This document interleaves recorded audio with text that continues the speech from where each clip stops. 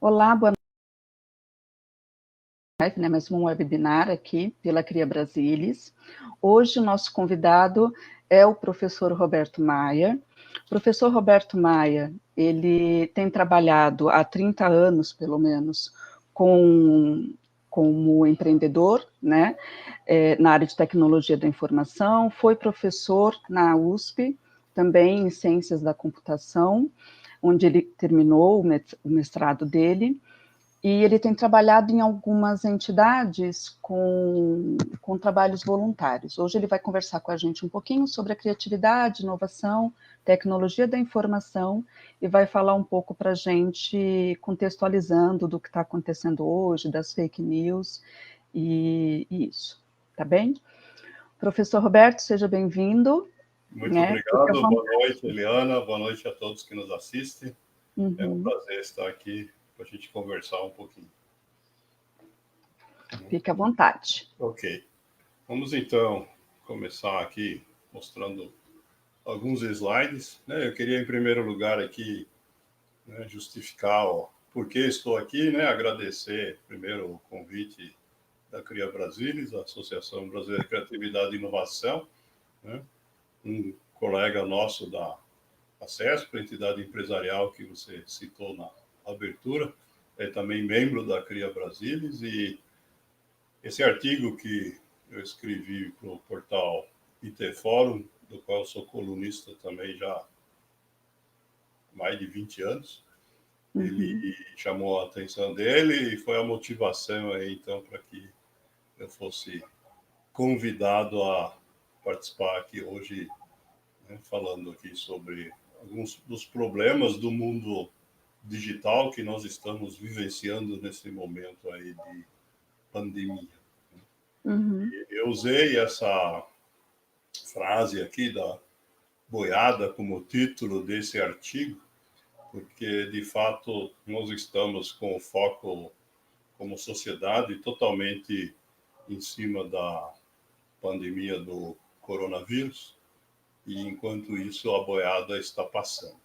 Inclusive, a dos criminosos digitais está passando, principalmente no Brasil, de uma maneira bastante, para muita gente, assustadora. Cada vez mais os criminosos, mesmo os ladrões de rua, estão começando a tirar proveito da digitalização da sociedade. Agora há pouco mesmo, antes da gente entrar aqui na live, eu recebi um relato via WhatsApp de um colega do Paraná que foi assaltado e, bom, daqui a pouquinho eu conto os detalhes, mas um bandido que tomou o celular dele na rua tirou proveito da digitalização para azucrinar a vida além do furto do equipamento, do roubo. Ok? Ok. A grande questão que apareceu na imprensa aí nas últimas semanas de forma sistemática, a gente tem sido bombardeado aí com notícias, eu diria que quase que diárias, sobre esses mega vazamentos. Eu coloquei ali uma imagem do portal G1, talvez da notícia que tem um número maior na manchete, mas esse tipo de notícia ele tem sido praticamente de assim, de não, por isso no título do slide eu coloquei ali o S em maiúsculo.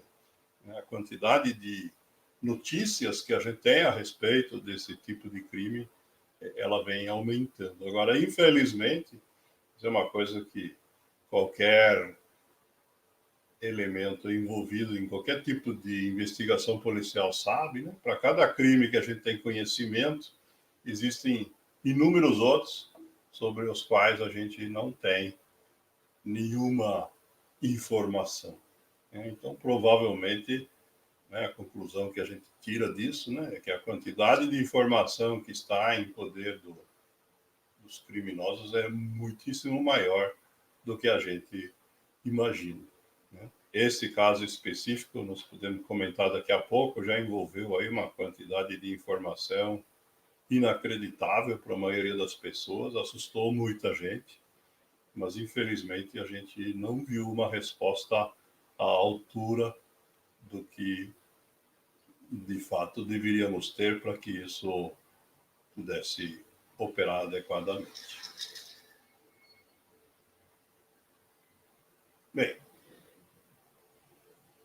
deixa eu voltar um pouquinho para trás na história, né? Não só para me qualificar enquanto palestrante, acho que já fui apresentado adequadamente e tenho cabelos brancos suficientes para isso, mas eu gostaria aqui de chamar a atenção primeiro para um livro, né, que foi escrito sob a minha coordenação, na época que eu fui vice-presidente da Acespo Nacional. Esse livro foi Juntos Somos Mais. Na verdade, nós pretendemos ali catalogar um conjunto de práticas, né, que servem para redes de associações que se formam de maneira voluntária, porque nós identificamos que essas práticas, na verdade, independem do objetivo, né, que reuniu as pessoas. Claro que, no nosso caso, foi a promoção da tecnologia da informação, e uma parte do livro é focado nisso, mas tem outras partes que são úteis para qualquer outro tipo de atividade voluntária. E um dos conceitos que a gente coloca muito claramente nesse livro, é fundamental para a gente entender essa situação que a gente está vivendo hoje, é que a tecnologia da informação é hoje transversal a toda a sociedade. Quando se chamava informática, quem usava eram apenas as empresas. E na medida em que as empresas foram se informatizando, né, esse era o termo que se usava antigamente, né, esse processo acabou, na verdade, tomando uma envergadura gigante, né, acabou chamando a atenção de muitos governos que criaram programas para fazer com que seus países fossem mais competitivos, né, através da aplicação da informática. Mas isso tudo já é história de pelo menos 10, 15 anos para trás. O que aconteceu depois disso? As próprias empresas inovadoras do mundo da tecnologia começaram a aplicar a tecnologia em outras áreas que não as empresas. Então, hoje, basicamente, tudo foi informatizado. Mudamos o nome, chamamos de transformação digital. E aí a gente tem hoje, na verdade, né, uma quantidade de recursos voltados para o entretenimento, para a saúde, né, e até uma live como esta, né, de fato, né, aqui nós estamos apenas conversando, compartilhando informação, né, e a gente está nesse mesmo, submerso nesse mesmo ambiente digital. Então, de fato, hoje nós podemos afirmar, né, que a tecnologia da informação, ela está de alguma forma incrustada ou escondida em praticamente todas as atividades da sociedade, pelo menos aquelas que se faz em número de pessoas aí um pouquinho maior que 3, né? Certo? Tem algumas que a gente faz sozinho, né? 2, né? Que talvez isso não tenha acontecido ainda, mas chegaremos lá. E, de fato, isso é bastante assustador, porque a velocidade dessa transformação é muito mais rápida do que a capacidade que nós, como seres humanos, temos de mudar os nossos hábitos. Essa charge aqui ilustra bem isso, né? A gente tem ali, na verdade, as redes sociais, de alguma forma, sendo vinculadas, cada uma delas com um dos pecados, né, que o ser humano pode cometer, né, e que, de fato, acontecem se a gente abusar do uso, né, dessas tecnologias, ou desses canais, ou dessas redes sociais. Quando a gente engorda apenas porque pediu muita comida, né, a gente tem, de fato, problemas aí com a balança. Mas o problema é, na verdade, muito maior que isso. Nós temos já catalogado pela Organização Mundial da Saúde, né, a doença da internet, a doença dos jogos eletrônicos, como transtornos psiquiátricos na mesma categoria das outras doenças baseadas em compulsão, né, como o caso de bebida ou drogas, né? E esse é um problema que a sociedade ainda não captou de maneira integral, nem mesmo a sociedade médica ou a área de saúde, mas que faz parte, né, dessa avalanche de desafios que vem chegando para a gente aí ao longo do tempo, na medida em que a digitalização da sociedade se torna cada vez maior. Outro aspecto que a gente tem envolvido nisso é o tema das fake news, né? Essa imagem que vocês estão vendo aqui, a imagem de uma entrevista que eu dei no ano passado para a TV Jovem Pan, né, quando na Câmara dos Deputados estava tramitando um projeto de regulamentação das fake news.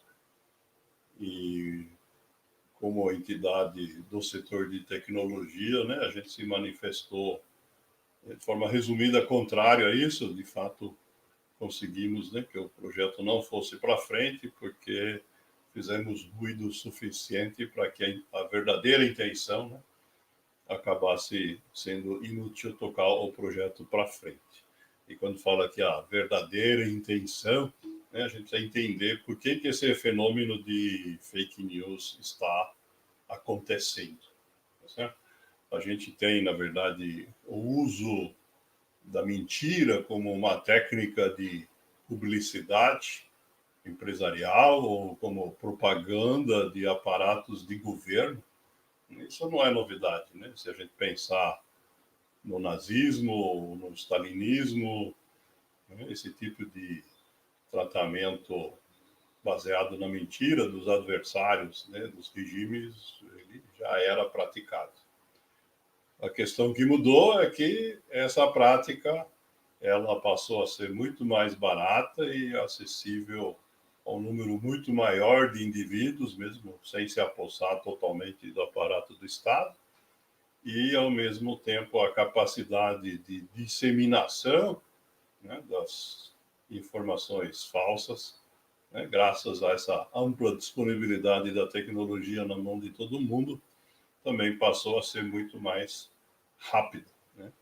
Então, é isso que fez com que, né, no mundo da política, né, diversos estrategistas de campanha, né, começassem aí nos últimos 5 anos a usar de forma maciça esse tipo de estratégia para, de alguma forma, conquistar, né, uns falam o coração, eu digo o cérebro, né, na prática, para conquistar o voto, né, de pessoas que se deixaram, de alguma forma, enganar por essas mentiras, né? Isso começou, por exemplo, antes do início da campanha do Trump nos Estados Unidos, em 2015, 2016, né? E aqui no Brasil também a gente vivenciou esse mesmo fenômeno, na verdade, desde a última campanha presidencial, e existe um grupo de pessoas que apoiam esse atual governo que continua praticando esse tipo de disseminação de notícias falsas de maneira contínua, né?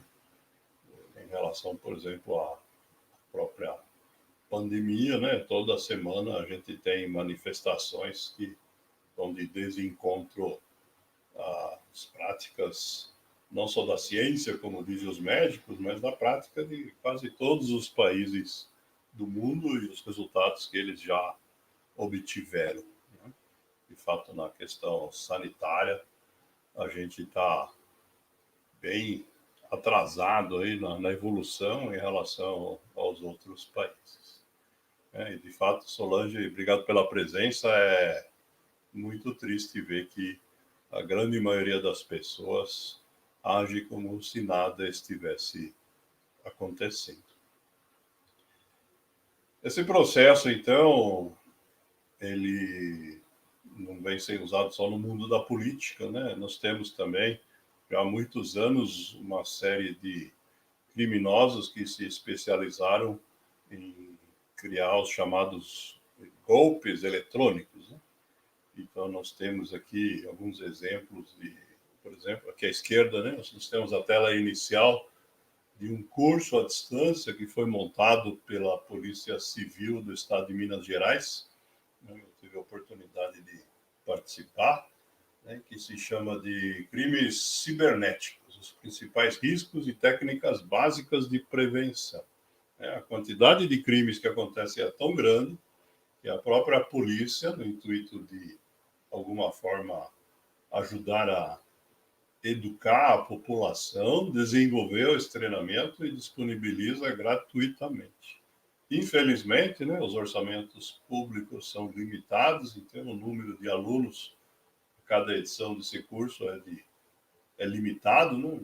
São 3.000 participantes a cada turma. Né? Essa imagem eu gerei hoje, está na 6ª turma agora, então nós estamos falando aqui, né, que quando essa turma for completada, nós vamos ter tido aí 18.000 alunos, o que na população do Brasil, ou mesmo na de Minas Gerais, é, como se diz, né, uma gota de água numa pedra quente. De fato, o efeito é muito limitado, mas é muito interessante, né, quando a gente tem a oportunidade ali de ver, como que já é uma prática extremamente comum os bandidos, em vez de procurarem apontar armas para as pessoas, usarem o caminho, né, da tecnologia para arrancar dinheiro de forma ilegal das pessoas. Né? Isso passa por coisas como montar lojas virtuais com preços extremamente atraentes, né, onde as pessoas acham que compram os seus produtos, mas nunca recebem, né, que é uma forma de estelionato do ponto de vista da legislação, mas que equivale da mesma forma a tirar dinheiro das pessoas de forma clandestina. E tem outros casos muito mais sofisticados, né? Tem gente que organiza leilões de produtos, usando, inclusive em alguns casos, os nomes de leiloeiros conhecidos, e uma quantidade gigantesca aí de outras artimanhas que eu não vou ter tempo aqui de detalhar, né? Mas que são já tão conhecidas que estão organizadas na forma de um curso que está aí à disposição de forma gratuita. Quem quiser entrar no site da Polícia Civil de Minas, né, é ead.policiacivilmg.gov.br, e se inscreve lá, se não tiver vaga, vai entrar na fila, até aparecer uma vaguinha.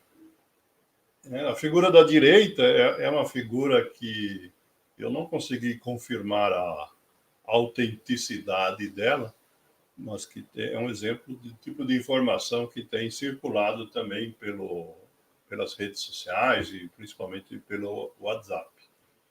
A quantidade de golpes, né, que são baseados no uso do WhatsApp também é muito grande, porque nós brasileiros, né, de forma genérica, acreditamos de forma muito grave em tudo que aparece lá como se fosse verdade, né? Isso faz com que não só as fake news tenham se espalhado no Brasil, talvez muito mais rápido que em outros países, mas que também tem que servir para a gente fazer o contrário. E essa imagem aqui, ela vai justamente nesse sentido, no sentido de verificar como se comportar quando a gente for abordado numa ligação, né, de bandidos dizendo que eles querem de alguma maneira extorquir a gente, né? Então, são respostas aí que a polícia sugere, né? E que pode ajudar certamente, né? Mas a questão fundamental é que a gente precisa ter a serenidade necessária para, de fato, no momento em que a gente recebe a ligação, pensar nisso, né? Isso é bastante difícil, né? Principalmente para pessoas um nível de educação menor no uso de tecnologia. Não se trata aqui do nível de escolaridade, né? Mas o fato é que, na medida que, graças a essa popularização da tecnologia, que é consequência aí da evolução da microeletrônica, que permite que a gente tenha hoje embutido num negócio que a maioria das pessoas chamam de celular, né? Que na verdade é um computador de mão e que tem muito mais capacidade de processamento do que o maior computador do mundo tinha há 20 ou 30 anos atrás, no máximo. E quando esse conceito ele não cabe na cabeça de quem não acompanhou essa evolução dentro do mundo da tecnologia. Então, quando uma pessoa que entrou no mundo da tecnologia comprando celular, a prestação, né, uma senhora de meia idade recebe uma ligação de alguém chorando e dizendo que, ó, aqui é seu filho, a pessoa entra em desespero, sem checar se de fato é ou não é. Né? E a partir dali, então, se estabelece um diálogo onde os criminosos manipulam, né, a pessoa à distância por meio dessa comunicação virtual. Né?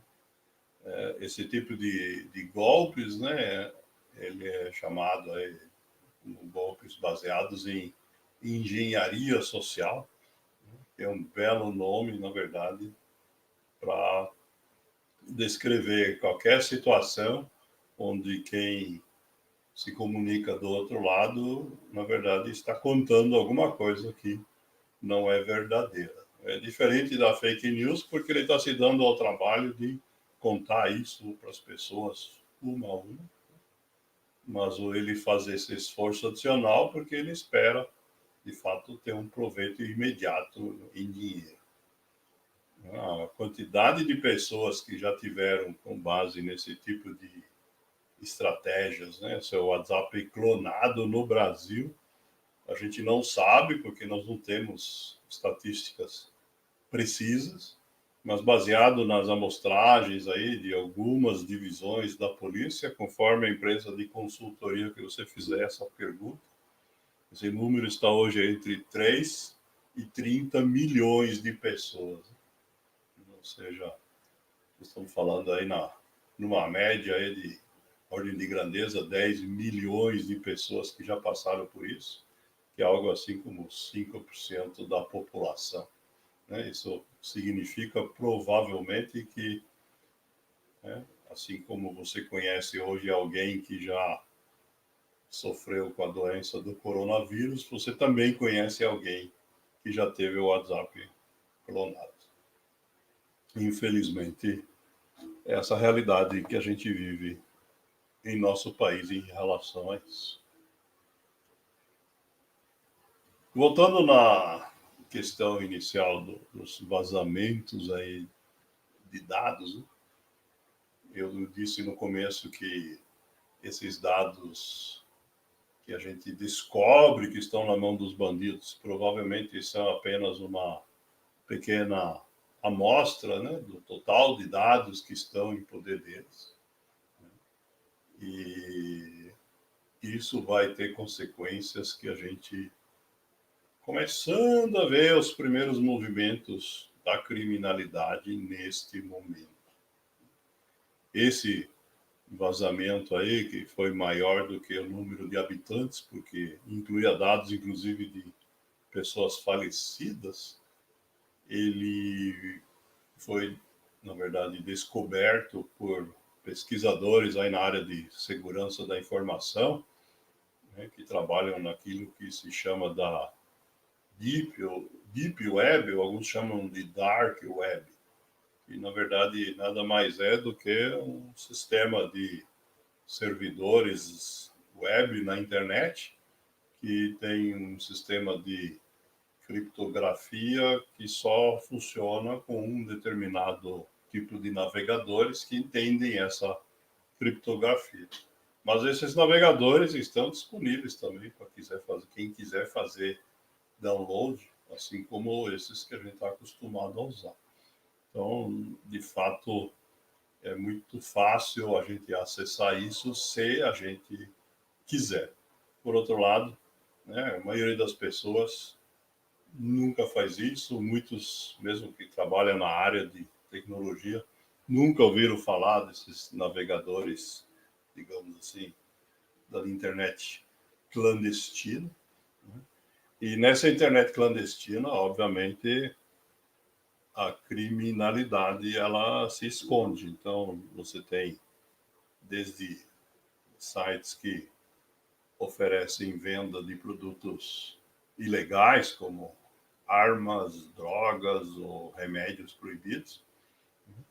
E você tem também sites onde você encontra à venda informações como essas que, de fato, no nosso país hoje você tem uma lei, né, que é a Lei Geral de Proteção de Dados, que determina que existem dados que são chamados de dados sensíveis e que a gente não deve, na verdade, como administrador de dados, enquanto empresa, né, permitir que esses dados sejam utilizados para nenhum outro fim, além daquele pelo qual foram coletados. Né?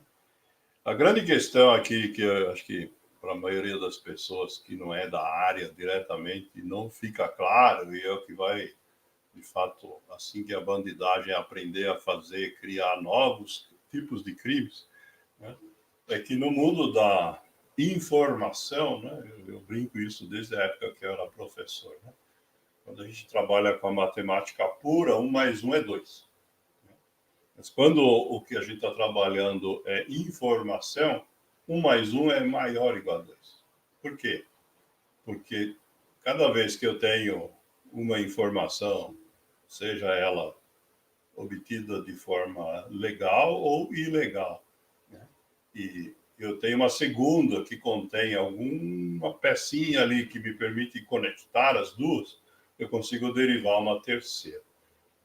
Muitas empresas fazem esse tipo de cruzamento de informações dentro dos seus próprios sistemas há muitos anos, com o objetivo de melhorar o atendimento que prestam aos seus clientes. Muitas ainda não fazem isso de maneira totalmente eficiente, mas só para dar um exemplo como isso pode ser positivo, né? A gente pensar no seguinte: você tem um problema qualquer com o produto que você comprou e você mandou um e-mail para a empresa e eles não respondem.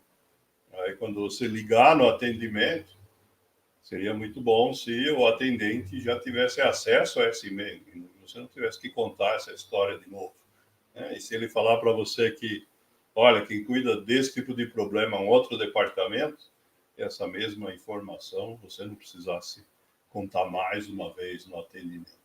Isso passa, obviamente, pelo compartilhamento da informação dentro da empresa entre vários departamentos.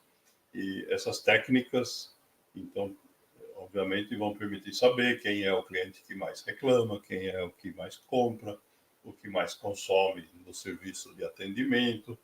E esse tipo de gestão da informação, né, eu tenho certeza absoluta que ela está sendo feita pelos bandidos, só que, obviamente, eles não estão contando para nós. Por quê?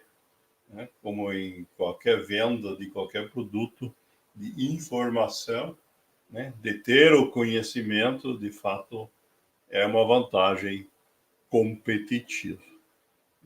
O que a gente tem visto aí, eu queria compartilhar aqui 2 exemplos. Um deles está aqui na apresentação, outro eu vou ter que ler, porque recebi poucos minutos aqui antes de começar a live e não deu tempo de inserir aqui nos slides, né? O primeiro é esse daqui, né? Essa é uma tela capturada do Facebook, né? Do perfil de um amigo meu, é um jornalista razoavelmente conhecido, e que escreveu aqui o que aconteceu com ele, né? Diz que ele recebeu um SMS no celular dele, né, que supostamente vinha da Claro para alertá-lo sobre uma conta não paga, sendo que ele há muitos anos faz com que as contas do celular dele sejam debitadas direto na conta corrente. Então, a primeira coisa que ele fez foi ir no extrato bancário e verificar, né, se aquela conta que a Claro supostamente estava reclamando já tinha sido debitada ou não. Mas quando ele entrou na conta, ele percebeu que havia sim uma conta da Claro programada, mas o valor não batia com o valor citado no SMS. E aí ele começou a desconfiar, né, de que havia alguma coisa errada com isso.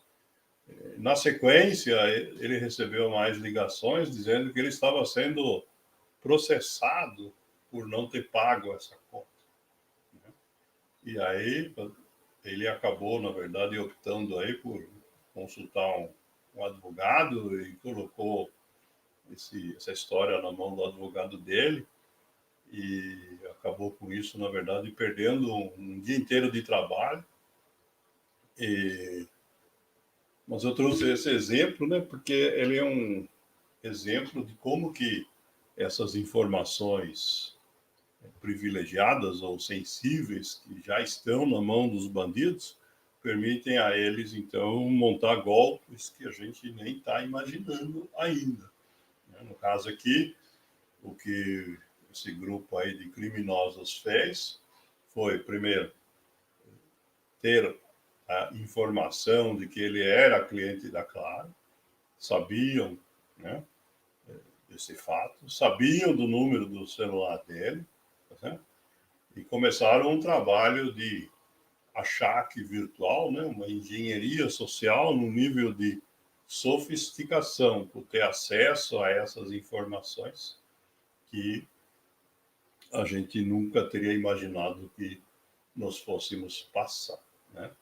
Boletos falsos, a gente já está acostumado a receber, né? Ofertas de empréstimos falsos e coisas desse tipo, né? Já estão bem documentadas, mas esse tipo de atividade, inclusive simulando uma ação judicial, né, para quem a maioria das pessoas nunca passaram por isso, acaba tendo um impacto não só financeiro, mas também emocional muito grande. Eu queria pedir licença aqui, né? Essa mensagem entrou aqui meia hora antes da gente começar a nossa live, num dos grupos que eu participo, né? De um colega de Curitiba, relatando uma experiência que ele teve agora na sexta-feira. Diz assim: fui assaltado à mão armada aqui em Curitiba, na ciclovia da Nossa Senhora da Luz. O vagabundo me apontou a arma, uma pistola, pediu relógio e telefone. Até ali é um relato de um assalto comum à mão armada. O que é relacionado com o tema que nós estamos tratando aqui, o que aconteceu a seguir. Ele escreveu assim: o pior é que depois ele conseguiu diversas informações minhas e me ameaçou por mensagem. Conversando com a polícia, e foi dito que eles colocam o chip em outro aparelho para descobrir qual o número, acessam serviços gratuitos, usam dados vazados e têm acesso a todo tipo de nossa informação.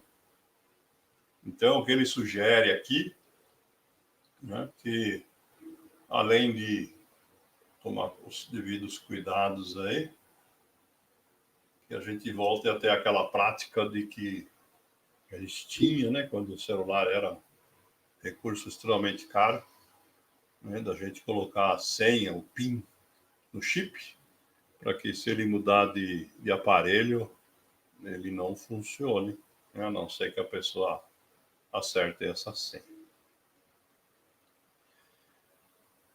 Essa questão, ela é muito ampla, né? Eu poderia aqui ficar falando muito tempo, mas acho que a principal questão que não está sendo discutida aqui no Brasil de forma adequada pela sociedade é o que se chama de guerra cibernética. Essa também é uma notícia aí que saiu nas últimas semanas, né, dizendo que a Agência Nacional de Segurança dos Estados Unidos desenvolveu uma ferramenta para monitorar a segurança e que os hackers chineses tinham roubado essa ferramenta antes dela ter sido colocada em uso aí por todos os organismos americanos e estavam com isso, então, de maneira muito sutil, vigiando o que estava sendo feito. O grande segredo do bandido cibernético é não deixar você perceber o que ele está fazendo, né? Para que na hora que ele consumar o crime, né, você seja o último a saber. Essa questão da guerra cibernética é uma questão muito, muito séria. E em vários países, né, essa questão vem sendo tratada como política de Estado já há muitos anos. Na Alemanha, por exemplo, né, foi criado nas Forças Armadas já há uns 6 ou 7 anos atrás uma quarta força, né, além do Exército, da Marinha e da Aeronáutica. As Forças Armadas da Alemanha hoje têm uma divisão cibernética, né, dedicada exclusivamente a esse tipo de atividade. Aqui no Brasil, as nossas Forças Armadas resolveram trabalhar em conjunto num órgão e supostamente um centro aí de vigilância que fica em Brasília, mas que é dominado até numericamente pelo Exército, porque o Exército tem mais tropas e essas questões entre as várias armas aí, né, mais as outras características do nosso país, fizeram com que a gente, de fato, não veja resultados desse trabalho na prática, né? A gente sabe que tem pessoas trabalhando nisso sistematicamente, mas o resultado ele não é visível para a sociedade. Então, para finalizar aqui, eu queria compartilhar algumas reflexões, né, dentro desse ambiente que nós estamos vivendo aí, de uma pandemia de crimes digitais. O que nós podemos fazer? Quando eu digo nós, então, a primeira questão que a gente precisa fazer é se qualificar em que função que a gente está agindo, né? Qual o papel social que a gente está pensando. Enquanto indivíduos, certamente, nós precisamos nos educar para que a gente tenha consciência de tudo isso e a gente possa estar, então, preparado para, no momento em que a gente for, por exemplo, vítima de uma abordagem baseada em engenharia social, a gente esteja capacitado, treinado para reagir da forma adequada.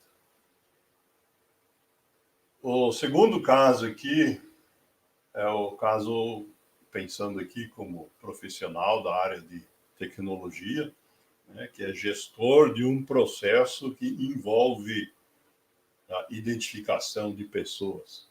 Então, por exemplo, né, se eu sou um profissional de tecnologia que cuida de uma loja virtual e eu recebo um pagamento, eu preciso verificar que, de fato, quem está pagando ou sendo debitado é a pessoa que diz que vai receber a mercadoria, né? Essa gestão de riscos, em muitos casos, ela é terceirizada, né? Existem empresas especializadas nisso, algumas delas, inclusive, assumem esse risco, mas não é limitado ao comércio eletrônico. É a mesma coisa, por exemplo, né, se aplica aos processos bancários, né? Principalmente diante da emergência sanitária que a gente vive, né? Os processos bancários passaram a ser, em grande parte, feitos à distância. E a necessidade de identificar as pessoas, né, ela passou, né, na verdade, eu posso contar um caso que aconteceu comigo, né, na minha empresa. Eu não vou dizer aqui o nome do banco, mas, obviamente, a empresa tem conta corrente em nome da pessoa jurídica no banco. E já há muitos anos Internet Banking exige a autenticação com um token, né? E esse token, de alguns anos para cá, passou a ser o próprio celular das pessoas que trabalham na empresa. E com a questão da pandemia, os bancos começaram a fazer esse tipo de atualização, de autorização de novos celulares de forma remota. Em vez de a gente ter que ir na agência para habilitar o celular, eles permitiram transmitir o QR Code que o sistema gerava via WhatsApp ou por outro aplicativo de mensagens e escanear à distância. E os bancos foram vítimas de golpes grandes baseados nisso, ao ponto que voltaram atrás. No caso de pessoas físicas, né, eles continuam permitindo a habilitação à distância, mas no caso das pessoas jurídicas, né, que em geral movimentam um volume maior ou com mais constância, né, mais movimentação de dinheiro, portanto o risco é maior, os bancos voltaram a exigir a presença das pessoas nas agências. Então, se a gente é responsável por um processo que envolve esse tipo de identificação, a gente precisa tomar cuidado, né? Porque na medida que os bandidos têm mais informação na mão, esse processo de autenticação ele tem que ser mais preciso. Não necessariamente tem que chegar no limite do caso do banco, que exige olhar a gente no rosto, ou como pode acontecer na hora de você fazer um passaporte, que vão pedir até para você tirar sua máscara, mas cada um, como gestor do processo que cuida, tem que saber qual o tamanho do risco, né, do preço que vai pagar se isso der errado, e, em função disso, decidir o que vai fazer.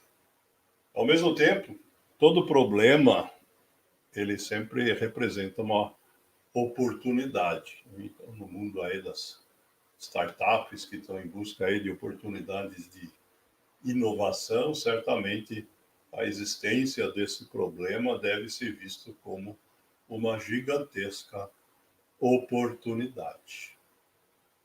Como país, né, de fato, isso é um problema, quando a gente fala país, né, nós estamos envolvendo não só a sociedade civil, mas os poderes constituídos, né, e aqui, de fato, a gente está travado, né? Voltando no caso da lei das fake news, que eu citei antes, que tramitou em 2020 no Congresso, ela, na verdade, tinha por objetivo ser usado como arma na disputa política da eleição de 2020. E a legislação eleitoral, ela determinava na eleição do ano passado que leis aprovadas até 100 dias antes da eleição se aplicariam ao processo eleitoral. Depois disso, qualquer lei que modificasse as condições da eleição ficariam para a próxima eleição. E o que aconteceu, então, no dia, faltando 98 dias para a eleição, né, conforme a gente tinha previsto, né, quando eu dei entrevista na televisão, o projeto de lei foi arquivado e nunca mais se falou nisso, o que é prova de que a intenção não era em benefício do país, mas de determinados grupos de interesse.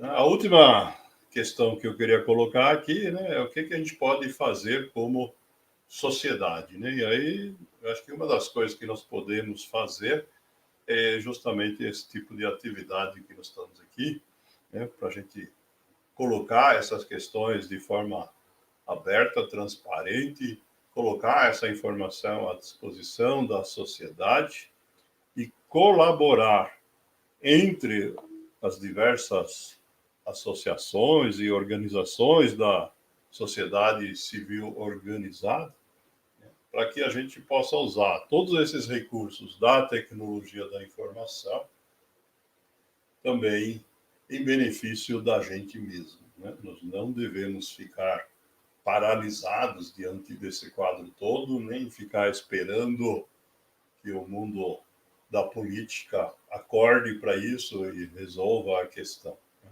Tem muitas coisas que nós podemos, de forma voluntária, nos organizar, e a própria tecnologia da informação é a melhor arma que nós temos para isso, né? O fato, por exemplo, da gente organizar atividades como essa que nós estamos envolvidos aqui, é uma prova ao vivo do que eu estou dizendo.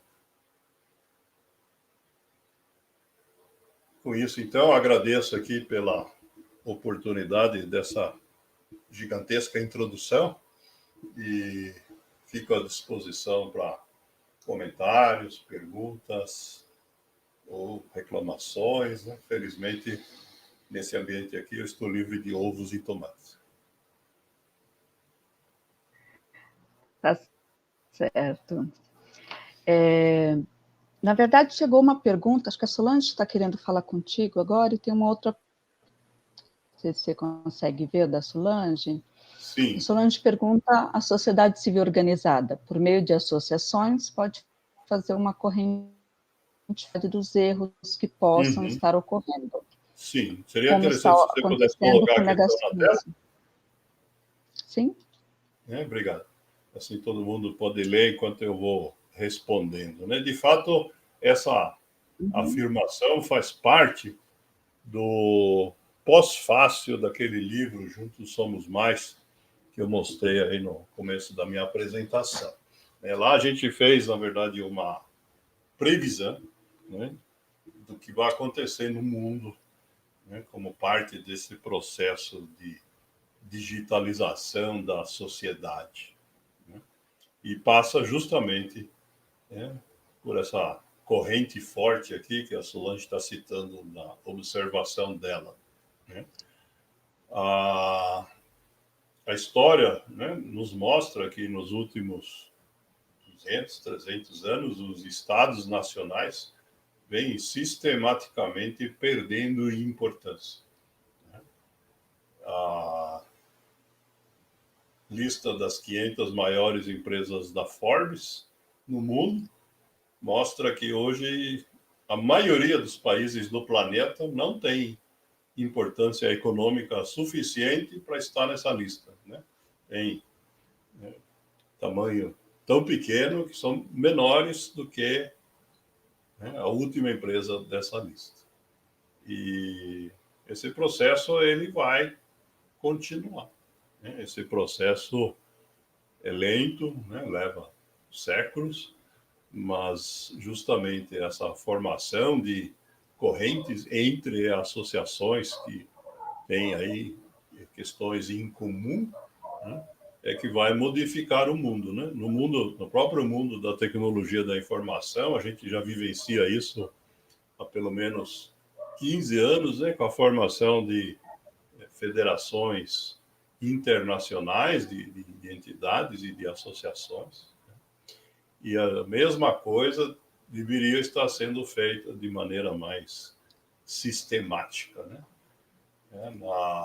A pergunta que vem na sequência, né, sobre essa situação de pandemia, né, de fato, né, a gente tem aqui um problema muito grave, né, porque a própria área de saúde, né, ela, de alguma forma, acabou deixando-se envolver pela guerra política que aconteceu em cima da pandemia no nosso país, né?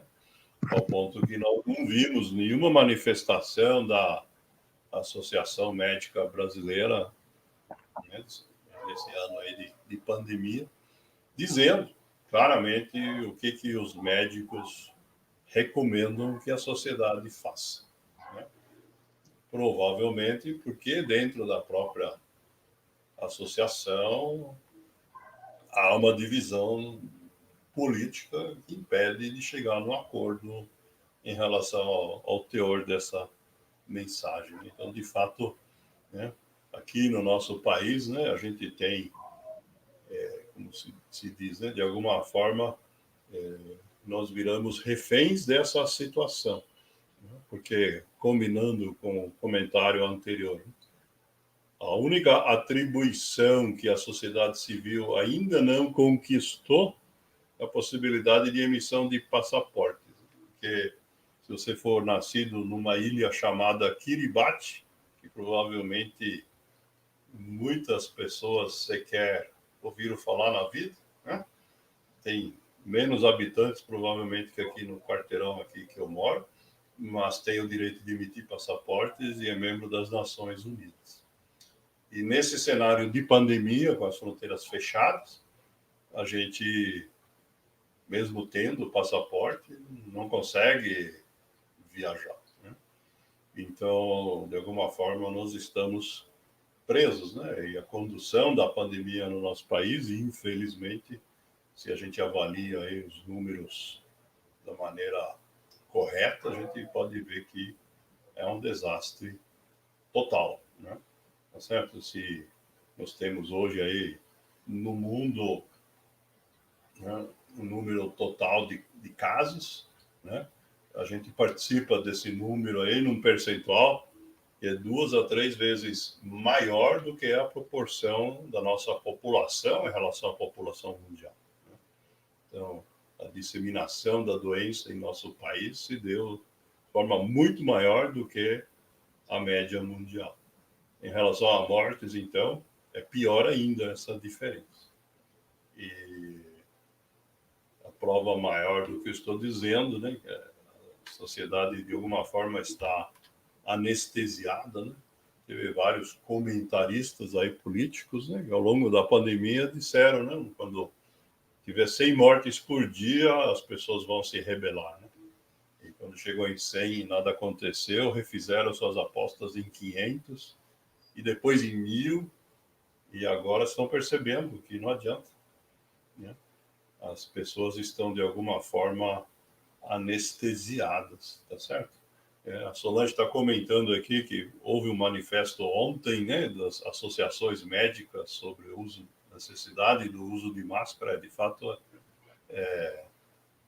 esse manifesto aconteceu, mas cá entre nós, Solange, demoraram um ano para dizer isso, né? Enquanto que nós temos hoje já países, né, onde mais da metade da população já está vacinada, né, onde os governantes investiram, arriscaram dinheiro público para comprar antes que elas estivessem comprovadas, e aquelas que deram certo foram aplicadas na população e estão colhendo os frutos. A nossa curva de evolução da doença, né, se a gente olhar aí os países mundo afora, né, o único país que tem um comportamento semelhante ao nosso na curva de evolução da doença é o Irã, que é governado pelos ayatollahs. Todos os outros países têm diferenças importantes nas curvas, mesmo países muito mais pobres ou em crise econômica muito maior, têm comportamentos muito diferentes. Mesmo nossos vizinhos aqui na América Latina, certo?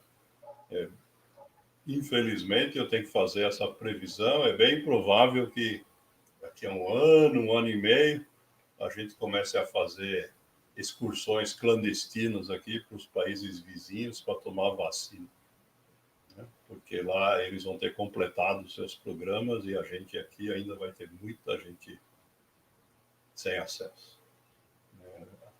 Esse quadro que nós estamos vivendo, o ritmo que as coisas estão sendo feitas e a desinformação que continua sendo praticada pelo nosso poder executivo, né, faz com que essa história só fique mais e mais longa.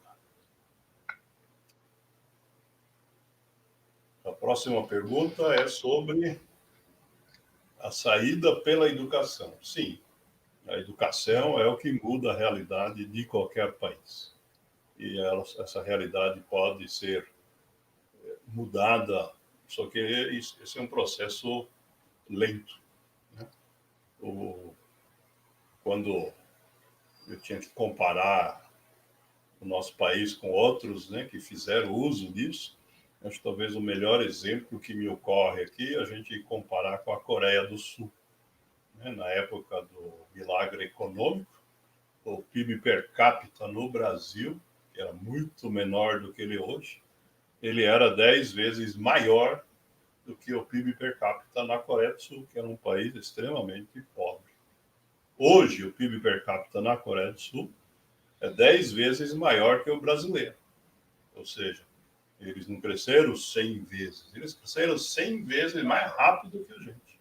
Porque da época do milagre para hoje, o PIB per capita no Brasil também evoluiu e muito. Talvez aí a ordem de 10 vezes. Então, se eles estavam 10 para trás, então 10 para frente, enquanto a gente fez 10, eles fizeram 1000. E a base dessa mudança foi a educação. Mas, infelizmente, esse processo de educação, ele precisa de liderança. Né? Se a gente, mesmo que todos os professores do país envolvidos nos seus sindicatos ou associações concordem que precisa fazer determinadas coisas dentro do processo educativo, né? Nós vamos ter gente que vai discordar, nós vamos ter gente que vai colocar seu próprio viés ideológico no processo, né? E vai fazer com que essa educação não caminhe de maneira uniforme, né, na direção das metas do país. Né? Se nós queremos um país criativo, inovador, certamente as pessoas precisam de educação, porque a gente estava falando disso antes, né? A coitada que aprendeu a se virar com o celular como o primeiro dispositivo tecnológico, né? Ela, de alguma forma, é vítima da falta de educação. E os filhos e netos dela vão passar pelo mesmo, né? Se esse tipo de trabalho não for feito. Mas, infelizmente... Professor, mesmo sim. diante de tudo isso, aqui um outro comentário, mesmo diante de tudo isso, a gente pode pensar que, né, atrelando um pouquinho o que o senhor está dizendo agora, né, pessoas no nosso país bastante criativas, bastante inovadoras, né, se a gente pensar que a própria tecnologia da informação viabilizou pessoas ter acesso às pesquisas no restante do mundo, né, a gente nunca conseguiu chegar em menos de um ano, né, a uma vacina já aprovada, como a gente teve dessa vez. É só pensar tantas outras pandemias que tivemos antes, né, década de 80, nós tivemos, por exemplo, a AIDS, né, e até hoje nós não temos vacina, né, e câncer e tantas outras, né. A tecnologia nos ajuda, mas talvez, pelo que o senhor mesmo está dizendo, não seja só a questão da tecnologia voltada, né, pensando aí as questões criativas, inovadoras, mas justamente, como eu disse, né, se a gente pensar país ou empresa, se a gente não tem um líder consistente e que consegue fazer isso, a gente não consegue muito organizar os seus liderados, a gente não consegue organizar a população, que talvez seja um pouco disso, né? Está cada um correndo para o seu lado, como o senhor disse, haja, né, excursões clandestinas para se vacinar em outros países vizinhos, porque parece que aqui não tem funcionado algumas coisas, né? Mesmo se a gente pensar como educação, né? Algumas coisas não têm funcionado nesse sentido. De fato, Porque aí a pessoas gente tem... criativas têm, nós temos uma vacina brasileira. Tem dois lados nisso, né? A primeira, assim, a gente tem, na verdade, nessa dificuldade toda, eu disse antes, uma gigantesca oportunidade. Né? Uma delas, por exemplo, que eu estou começando a explorar pela minha empresa, né, é assim, a disposição de pessoas que não nos conhecem, que estão em outros países, e desenvolver projetos em colaboração com a gente, e sentar na frente de uma webcam e começar a conversar e entender o que está propondo, e etc., né? Ele passou a ser algo, digamos, parte desse novo normal. Coisa que, há um ano e meio atrás, exigiria, não uma, mas várias viagens para chegar no mesmo nível de confiança. Do outro lado, é assim, nós temos uma parte da nossa juventude, né, que não vendo saída nisso, está imigrando em massa. Né? A quantidade de brasileiros que nós temos hoje no exterior é muito grande. E isso é um problema, mas também pode ser uma oportunidade, porque essas comunidades de expatriados podem nos ajudar nesse processo de construir essas pontes, né? De fato, em algumas entidades, algumas associações já estão trabalhando nisso, no intuito de criar conexões e fazer com que as empresas, os players aí do mundo da inovação possam se usar desses recursos para que a gente possa individualmente sair dessa. Agora, a nível de país, infelizmente, né, passa pela questão da política. Né? Precisa haver um consenso, precisa haver uma liderança consistente. Né? E nesse processo, tem mais uma pergunta aqui do Paulo. Tem, do Benetti. Isso. Né? Ele está citando aqui o Harari, né? Dizendo que a maior parte das pessoas serão irrelevantes. Né? Essa afirmação é consequência, né? Para quem não conhece, né? Da continuidade da digitalização das atividades. Né? Mas isso, né, para alguns, ele comentou aqui a base do globalismo, né? As empresas globais trabalham com esse objetivo, né? Mas eu não acredito plenamente na realização disso, né? De fato, as pessoas que não estiverem educadas para esse novo ambiente baseado na tecnologia, né, que deriva do conhecimento científico, elas correm esse risco. Mas as oportunidades estão abertas para todos, né? E eu não sei, tem tempo aqui de contar uma anedota de uns 3 minutinhos? Né? Eu queria contar a história de uma cidadezinha do interior do Nordeste que eu visitei várias vezes ao longo dos anos e que pode ser um exemplo aí de esperança para o nosso país, para mostrar que, mesmo diante de todas essas dificuldades, há saída e sim, passa pela educação. Posso? Ok. Eu estava mudo, né? Claro, pode falar. Oi, ok. A cidadezinha que eu me refiro é uma cidadezinha que fica ao sul da Chapada Diamantina, na Bahia, chamada Rio de Contas, que tem hoje 3.000 e poucos habitantes, né? Hoje, né? Essa cidade foi, na verdade, fundada no final do século XVII, quando começou a acabar o ouro em Ouro Preto, que todo mundo conhece a história de Ouro Preto, e os bandeirantes, então, começaram seguindo a Serra do Espinhaço para o norte, né, até o que hoje é o sul da Bahia. Se estabeleceram lá porque encontraram alguma coisa de ouro por lá, reviraram a serra, né, como se fazia naquela época no garimpo, destruindo o que a gente chama hoje do meio ambiente.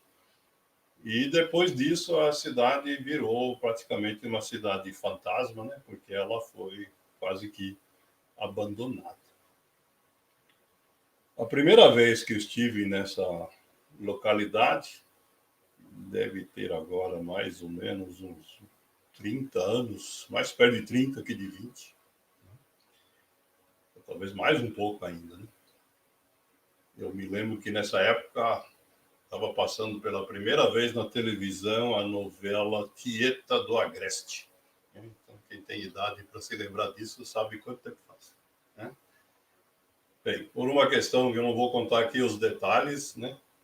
Eu tinha reservado hospedagem, só podia entrar à noite.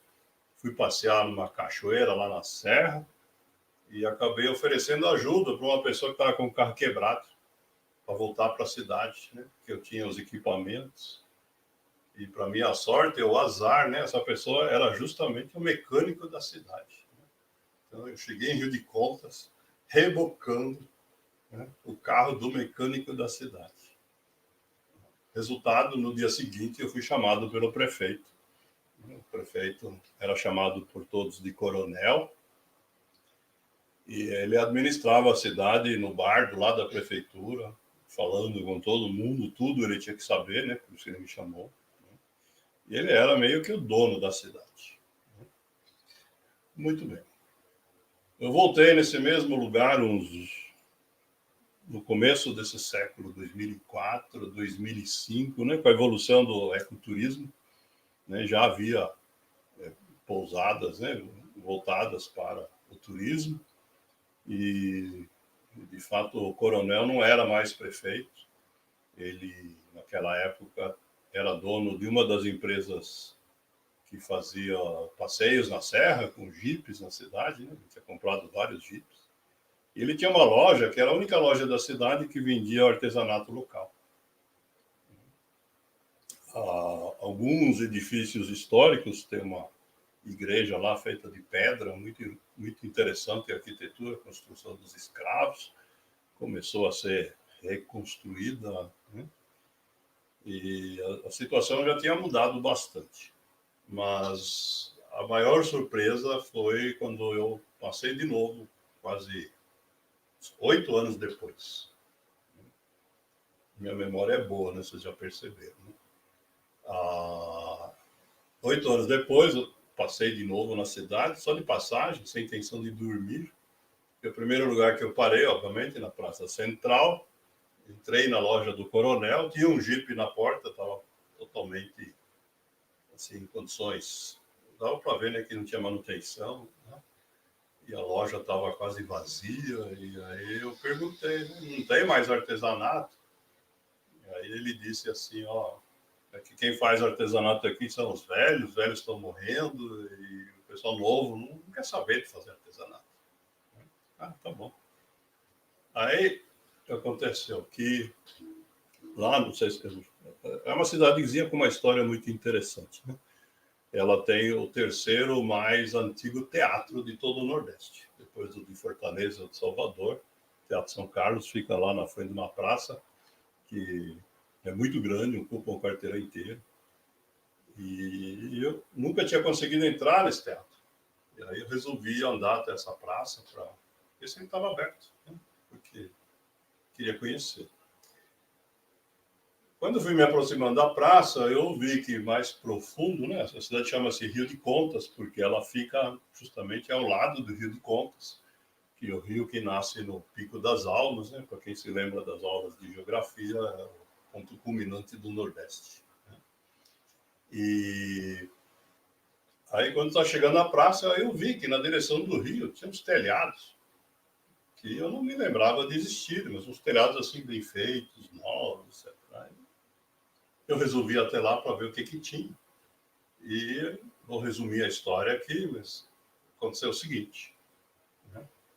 Os produtores de artesanato, com apoio do prefeito dessa gestão, que era o professor de matemática da única escola de segundo grau do município, tinham constituído uma associação de artesãos, tinham eles mesmos reformado o espaço ali na beira do rio, para se transformado numa praça, com essas casinhas para expor o artesanato, e estavam se revezando em uma cooperativa que estava em constituição formal. Então, cada artesão ficava uma vez a cada 15 dias lá para atender os turistas. Ou seja, o coronel não só perdeu o poder, como ele estava mentindo, né? Dizendo que não tinha mais artesanato na cidade. Ele já estava disseminando fake news. Tá certo? E com isso, então, obviamente, a renda da venda do artesanato deixou de ser intermediada, né, por aqueles que tradicionalmente detinham o poder na cidade, né, e as pessoas estavam começando a se desenvolver, né. Eu poderia contar muito mais detalhes, né, da evolução, né, desse município, mas acho que é um belo exemplo, porque é um município extremamente pequeno em termos de habitantes, né? Hoje mesmo, né? O processo de recuperação, né? Os edifícios históricos estão todos recuperados, pintados, né? Até parece que você está na Europa e não no sertão do Nordeste, se você chegar lá hoje. É realmente impressionante. Agora, esse processo, obviamente, no nosso país, ele tem que crescer nesse processo de baixo para cima. E, infelizmente, no nível superior, a gente está patinando há décadas sem conseguir deslanchar. Uhum. Aí uma última pergunta, com relação à lei de proteção de dados, ela é uma lei nova, né, assinada no finalzinho do governo Temer, né, 2018, Sim. e ela já teve, inclusive, algumas alterações já no texto, né, eu deixei aqui para o pessoal ver quem ainda não conhece. Com relação a essa lei, eu recebi aqui uma pergunta, um comentário, na verdade, se o senhor acredita que nós temos, né, eu acho até que ela entra por esse viés de educação no sentido mais amplo, né, da gente tomar cuidado com isso.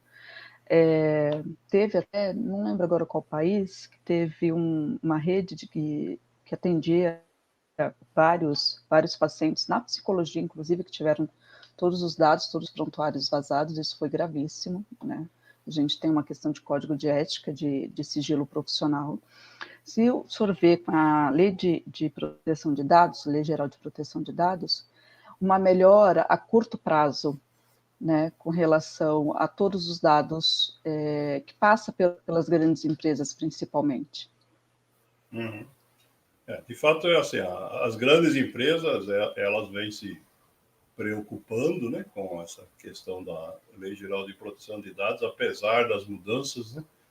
A maioria das mudanças foram promovidas no sentido de adiar a implantação do processo de multas, né? Tá certo? O próprio processo de criação da Autoridade Nacional de Proteção de Dados, né, que é o órgão encarregado de fiscalizar, de aplicar, de educar, né? Nós fizemos vários manifestos pela CESPRO, ele foi e continua sendo muito lento, né?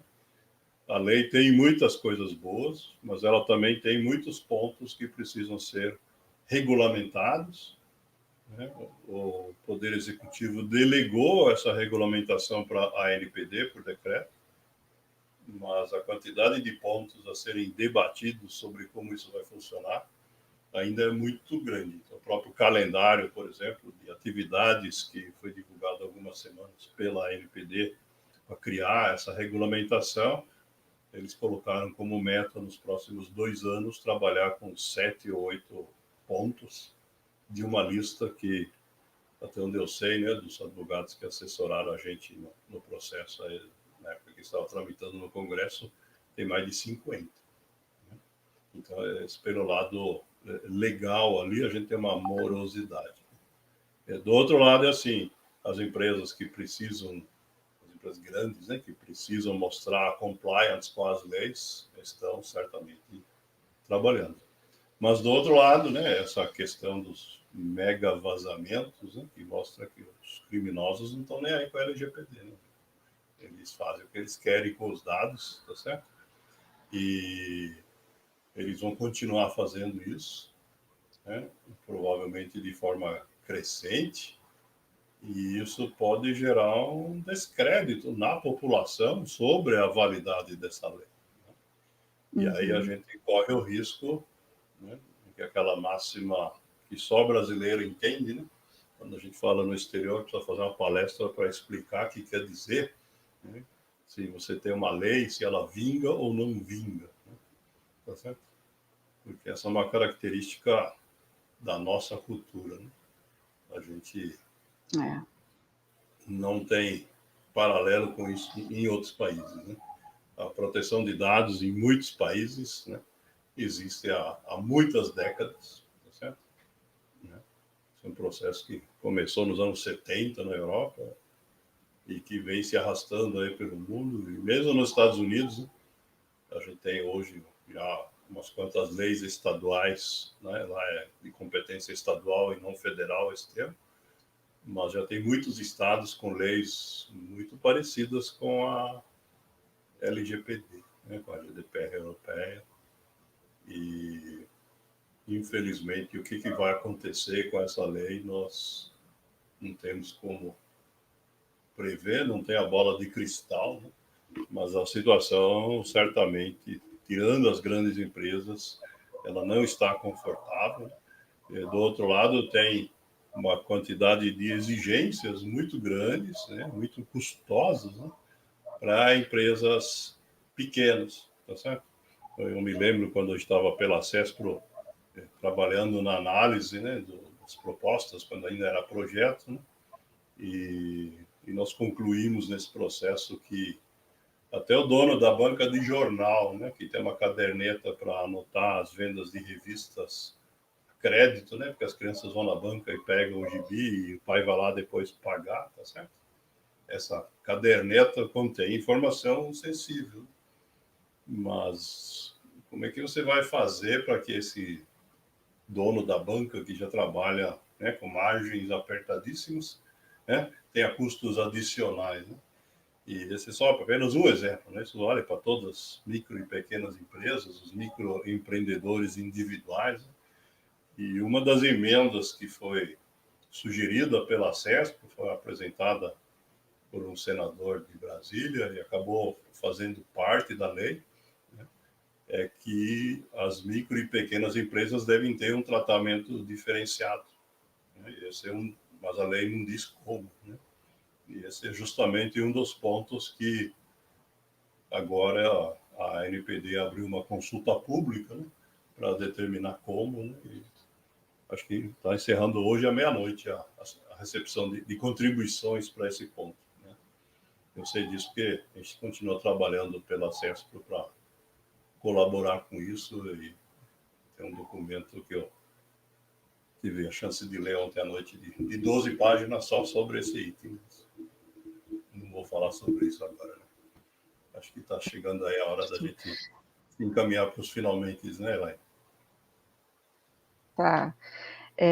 De fato, né, é bastante complexo essa lei geral de proteção de dados, mas ao mesmo tempo é muito necessária, né? A gente tem percebido muitas coisas ruins acontecendo, né? Expondo pessoas físicas, principalmente.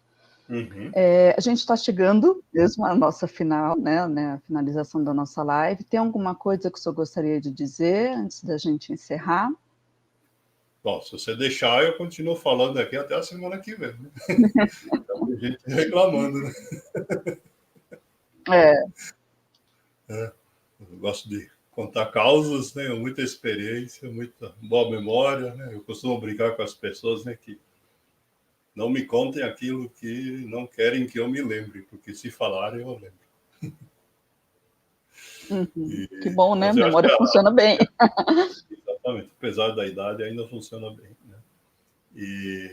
Mas Isso é eu bom. queria essencialmente aqui, em primeiro lugar, agradecer pela oportunidade, né, de compartilhar um pouco de todo esse trabalho aí que a gente vem fazendo há décadas, né, na sua maior parte aí de forma totalmente voluntária, né, em prol de melhorar a nossa sociedade, né, e me coloco aí à disposição, se for o caso, para a gente aprofundar algum desses itens ou rever algum item em particular em algum momento no futuro, né? Já tem gente sugerindo que tem que fazer outra live como essa, Uhum. mas a gente tem, né, de fato, é um assunto muito rico, né? E essa questão da LGPD também, que você citou, né? É um ponto extremamente importante, né? Agora, o que de fato nós vamos poder fazer com isso nesse momento de pandemia, eu não sei dizer. A polícia está ocupada com tantas outras questões mais importantes, né, no critério de avaliação dela, que eu sei de muitos crimes que ocorreram, como, por exemplo, crimes contra a honra e coisas desse tipo, né, que a polícia não está olhando, que a justiça está negando, né, de examinar os processos. As coisas Com a bastante capacidade estruturais na nossa engavetados, sociedade, né? né? Exatamente. Então, Uhum. realmente, como que esse desequilíbrio vai se reconstituir, se transformar em algo, né, que realmente possa ser chamado de uma sociedade organizada, a gente não tem como saber. O que nós podemos fazer aqui, né, como membros aí de diversas associações, como a CESP, a Cria Brasilis e outros que a gente possa somar aí, né, se dar as mãos e levar esse tipo de informação, conteúdo e problemática para um número tanto maior quanto possível, né? Por isso também eu agradeço, né, que vocês tomaram a iniciativa de que esse conteúdo fique gravado aí não só aqui no Facebook, mas também no canal do YouTube, né, para que isso possa ser visto depois por mais pessoas, né? Hoje a oferta de lives é tão grande, né? Por isso que a gente fica o dia inteiro assistindo, não dá para assistir todas, mas eu creio que o tema que nós abordamos aqui realmente é um tema que merece a atenção de qualquer cidadão. Algo que a tecnologia nos permite, né? Ter acesso a tantas pessoas, a tantos lugares do mundo diferentes. Exatamente. Só fazer um uso inteligente disso em benefício da gente mesmo. É verdade. Professor, a gente vai estar encerrando então, tá bom? A nossa live, a nossa apresentação. Quero estender os agradecimentos da Cria Brasilis, que a Solange mesmo está fazendo aqui para a gente, né? Nossa presidente. Gostaria de agradecer muitíssimo sua participação, sua disponibilidade e afirmar, como o senhor mesmo disse, que essa apresentação já está, né, no nosso Facebook, e depois, até o final do dia, ela vai para o nosso canal do YouTube. Convidar todos que estão nos assistindo a passar pelas nossas redes, né, nossas mídias aqui sociais, e curtindo o nosso conteúdo, nos seguir, nos acompanhar por lá, tá bom? Se tiver alguma coisa que interesse, compartilhar, falar, comentar com os colegas, para a gente poder disseminar coisa boa, né? A gente poder multiplicar conteúdos bons e não fake news, usar o nosso tempo melhor. Muito obrigada, professor. Obrigada a todos que estiveram conosco. E a gente vai encerrando. Tá ótimo. Obrigada. Tchau, tchau, gente.